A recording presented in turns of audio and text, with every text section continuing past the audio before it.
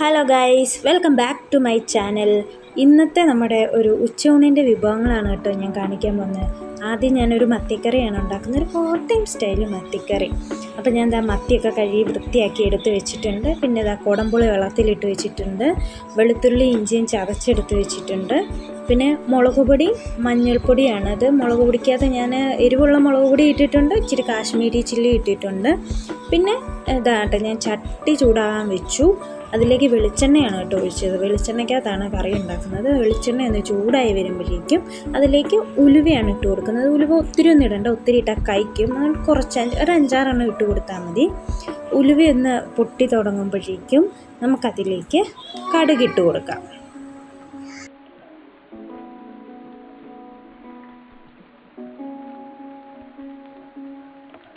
അങ്ങനെ കടുകും ഉലുവയും കൂടെ ചേർന്ന് പൊട്ടുന്നുണ്ട്. ഇനി അത് പൊട്ടിക്കഴിയുമ്പോഴേക്കും അതിലേക്ക് നമ്മൾ ചതച്ച് വെച്ച വെളുത്തുള്ളി ഇഞ്ചിയും കൂടെ ചേർത്തൊന്ന് ഇളക്കിയെടുക്കാം. ഒത്തിരി മൂപ്പിക്കുകയൊന്നും വേണ്ട, ഒന്ന് വഴറ്റി കിട്ടിയാൽ മതി. ഒരുപാട് ഗോൾഡൻ കളർ അങ്ങനെയൊന്നും ആവണ്ട, ഒന്ന് ജസ്റ്റ് ഒന്ന് വഴറ്റി കിട്ടിയാൽ മാത്രം മതിയേ.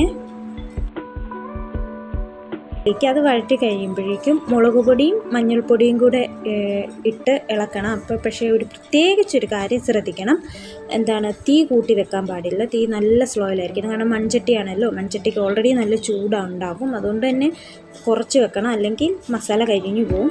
അപ്പോൾ അതൊന്ന് മൂപ്പിച്ച് കഴിയുമ്പോഴേക്കും അതിലേക്ക് കുടംപുളി ഇട്ട് കൊടുക്കുക. അത് കുടംപുളി എന്ന് പറയുമ്പോൾ ആ വെള്ളത്തോട് തന്നെ ഇടണം. ഇത് നമ്മുടെ വീട്ടിൽ ഉണക്കിയെടുത്ത കുടംപുളി കേട്ടോ. അതിൻ്റെ കൂടെ കുറച്ച് ഉപ്പും കൂടെ ഇട്ട് ഇങ്ങനെ ഒന്ന് കുഴമ്പ് പരുവത്തിലാക്കി എടുക്കണം. ഉപ്പും പുളിയും എല്ലാം കൂടെ ഒന്ന് ഇറങ്ങി മസാലയൊക്കെ ആയിട്ട് കൂട്ടായിട്ട് നിർത്തണം. എന്നിട്ട് അതിലേക്ക് ആവശ്യത്തിനുള്ള വെള്ളം, മീൻ വേകാനുള്ള വെള്ളം മാത്രം ഒഴിച്ചു കൊടുക്കുക. ഒരുപാട് വെള്ളം ഒഴിച്ചാൽ കറിയുടെ ടേസ്റ്റ് അങ്ങ് പോവും. എണ്ണ ഇങ്ങനെ മുകളിൽ ഇങ്ങനെ തെളിഞ്ഞൊക്കെ കിട്ടണം. അപ്പോൾ ഒരുപാട് വെള്ളം വേണ്ട, അത്യാവശ്യം മീൻ വേകാനുള്ള വെള്ളം മാത്രം മതി. ഇനി ഇത് തിളച്ചിട്ടേ മീൻ ഇടാവുള്ളൂ. അപ്പോൾ അത് അവിടെ ഇരുന്ന് തിളക്കട്ടെ. നമുക്ക് മീൻ വറുക്കാനുള്ള എടുക്കാം. ഞാൻ മീൻ വറുക്കാൻ മീനൊക്കെ വരഞ്ഞ് വെച്ചിട്ടുണ്ട്. അതിലേക്ക് ഇഞ്ചിയും വെളുത്തുള്ളിയും ചതച്ചതും, 1 ടീസ്പൂൺ മുളക് പൊടി, ഇച്ചിരി മഞ്ഞൾപ്പൊടിയും ഒക്കെ എടുത്തിട്ട് വെച്ചിട്ടുണ്ട്. പിന്നെ ഞാൻ കുരുമുളക് പൊടി, പെരുംജീരകം പൊടി എല്ലാം ഉണ്ട്. ഞാനെല്ലാം പൊടിച്ചൊക്കെ എടുത്ത് വെച്ചിട്ടുണ്ട്. ഇങ്ങനെയൊക്കെ എടുക്കുമ്പോൾ അതിന് വേണ്ടിയിട്ട്. അപ്പോൾ എല്ലാം ചേർത്ത് ഇച്ചിരി വെളിച്ചെണ്ണ ഒഴിച്ചിട്ടാണ് കേട്ടോ ഞാൻ കുഴയ്ക്കുന്ന. വെള്ളം ചേർക്കുന്നില്ല. വെളിച്ചെണ്ണയും പുളിക്ക് വേണ്ടിയിട്ട് നാരങ്ങയാണ് ഒഴിക്കേണ്ടത്. നാരങ്ങ ഇല്ലാഞ്ഞത് കൊണ്ട് ഞാൻ ലേശം വിനാഗിരിയാണ് ഒഴിച്ചിരിക്കുന്നത്. എല്ലാം കൂടെ കൂട്ടി കുഴച്ചെടുക്കുകയാണ്. പക്ഷേ എല്ലാം കുഴച്ച് കഴിഞ്ഞപ്പോഴാണ് ഞാൻ ഓർത്തത് ഉപ്പിട്ടില്ല എന്നുള്ള നഗ്ന സത്യം ഞാൻ തിരിച്ചറിഞ്ഞത്. അവസാനം ഞാൻ എല്ലാം ചേർത്ത് കഴിഞ്ഞ് ഒന്ന് കുഴച്ചെല്ലാം സെറ്റാക്കി ഉപ്പ് നോക്കിയപ്പോഴാണ് ഉപ്പിൻ്റെ കാര്യം ഓർത്ത്. പിന്നെ ഞാൻ ഉപ്പ് ഇട്ട് ഞാൻ കുഴച്ച് വെക്കുകയായിരുന്നു.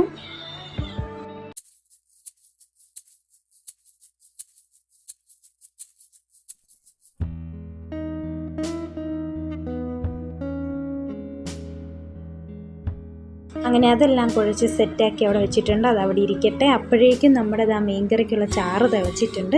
ഇനി നമുക്ക് കുറേശ്ശെ മീൻ കഷ്ണങ്ങൾ പെറുക്കി അതിലേക്ക് ഇട്ട് കൊടുക്കാം. ഓരോന്നോരോന്നായിട്ട് ഇങ്ങനെ പെറുക്കി ഇട്ട് കൊടുക്കുക. എന്നിട്ട് ഇളക്കരുത്, ഒത്തിരി കുത്തി ഇളക്കരുത്, മീൻ പൊടിഞ്ഞു പോകും. വെറുതെ തവിയുണ്ട് ജസ്റ്റ് ഒന്ന് വെള്ളത്തിലോട്ടൊന്ന് മുക്കി കിടത്തിയാൽ മാത്രം മതി. അവിടെ കിടന്ന് മുങ്ങിച്ചാവട്ടെ, അങ്ങനെ ഉള്ള പാകത്തിന് ഇട്ടാൽ മതി. പിന്നെ അതിൻ്റെ പുറത്തോട്ട് കുറച്ച് കറിവേപ്പിലയും കൂടെ ഒക്കെ ഇട്ട് കൊടുക്കുന്നുണ്ട്. കറിവേപ്പിലയൊക്കെ അവിടെ ഇട്ട് കൊടുത്തിട്ട് ഒന്ന് മൂടി വെച്ചേക്കാം. ഒന്ന് തിളയ്ക്കുന്നോടം വരെ ഒന്ന് ഹൈ ഫ്ലെയിമിലും, തിളച്ച് കഴിയുമ്പോൾ ലോ ഫ്ലെയിമിലും വെച്ച് പയ്യെ വേവിച്ചെടുക്കാം. അപ്പോൾ മീൻ അവിടെ ഇരുന്ന് വേവട്ടെ. ആ സമയം കൊണ്ട് നമുക്കൊരു മോര് കാച്ചിയെടുക്കാം. മോര് കാച്ചാൻ വേണ്ടിയിട്ട് ഞാൻ എല്ലാം എടുത്ത് വെച്ചു. ഒരു 2 ചുവന്നുള്ളി ചെറുതായിട്ട് സ്ലൈസായിട്ട് അരിഞ്ഞ് വെച്ചിട്ടുണ്ട്. ഒരു ചെറിയൊരു കഷ്ണം ഇഞ്ചിയും വെളുത്തുള്ളിയും ചതച്ച് വെച്ചിട്ടുണ്ട്. പിന്നെ 2 വറ്റൽമുളകും കറിവേപ്പിലൊക്കെ ഞാൻ എടുത്ത് വെച്ചിട്ടുണ്ട്. ആദ്യം പാൻ വെച്ചു. പാൻ ചൂടായി കഴിയുമ്പോൾ അതിലേക്ക് എണ്ണ ഒഴിച്ചിട്ട് ആദ്യത്തെ പോലെ തന്നെ ഒരു 2-3 ഉലുവ ഇട്ട് പൊട്ടിക്കഴിഞ്ഞിട്ട് അതിലേക്ക് നമുക്ക് ആവശ്യത്തിനുള്ള കടുകും കൂടെ ഇട്ട് കൊടുക്കാം. കടുകും കൂടെയൊക്കെ ഇട്ടിട്ട് അതൊന്ന് പൊട്ടി വരുമ്പോഴേക്കും അതിലേക്ക് നമ്മൾ എടുത്ത് വെച്ചിരിക്കുന്ന ചുവന്നുള്ളി അരിഞ്ഞത്, വെളുത്തുള്ളി ഇഞ്ചിയും ചതച്ചത്, കറിവേപ്പില, ചുവന്ന മുളക് അതെല്ലാം കൂടി ഇട്ട് നമുക്കൊന്ന് വഴറ്റിയെടുക്കാം. അത് ഒത്തിരി മൂത്തൊന്നും പോകണ്ട, ജസ്റ്റ് ഒന്ന് വഴറ്റി കിട്ടിയാൽ മാത്രം മതി. കരിഞ്ഞ് കഴിഞ്ഞാൽ മോരിൻ്റെ ഒരു ടേസ്റ്റ് അങ്ങ് പോകും. അപ്പം ചുമ്മാ ഒന്ന് ജസ്റ്റ് ഒന്ന് വഴറ്റി കിട്ടിയാൽ മാത്രം മതിയേ.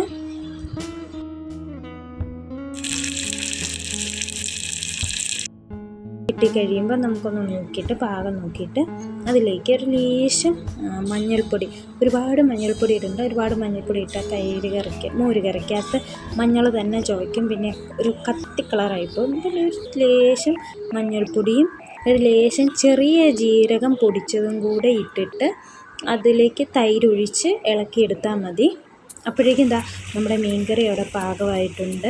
ഇനി നമുക്ക് മോര് കറിയായി. ഞാൻ ബാക്കി തൈര് ഒഴിക്കുന്നൊന്നും ഞാൻ കാണിച്ചില്ല. എന്നിട്ട് ഇതെല്ലാം ആയി വാങ്ങി വെച്ച് കഴിയുമ്പോഴേ തൈരിൻ്റെ അകത്ത് ഉപ്പിടാൻ പാടുള്ളൂ. ആ സമയം കൊണ്ട് ഞാൻ പാൻ വെച്ചു, മീൻ വറുക്കാൻ വേണ്ടിയിട്ടുള്ള പാൻ വെച്ചു. പാനിൽ എണ്ണ ഒഴിച്ച് ചൂടായിട്ടുണ്ട്. നമുക്ക് മത്തിക്കുട്ടന്മാരെ ഓരോന്നായിട്ട് പെറുക്കിയിട്ട് കൊടുക്കാം. എൻ്റെ ഫേവറേറ്റ് ആണ് കേട്ടോ മീൻ വറുത്തത്, മീൻ കറിയൊക്കെ. എൻ്റെ മീനൊക്കെ എൻ്റെ ഫേവറേറ്റ് ഐറ്റംസാണ്. ഇതില്ലാണ്ട് ഇത് ചോറ് തിന്നാനേ പറ്റാത്ത അവസ്ഥയാണ്. അങ്ങനെ ദാണ്ട മീൻ വറുത്തെടുക്കുന്നുണ്ട്. അപ്പോൾ ഇതൊക്കെയായിരുന്നു ഇന്നത്തെ നമ്മുടെ ഉച്ചയൂണിൻ്റെ വിഭവങ്ങൾ. അങ്ങനെ മത്തിക്കറി, മീൻ വറുത്തത്, മോര് കാച്ചിയത്.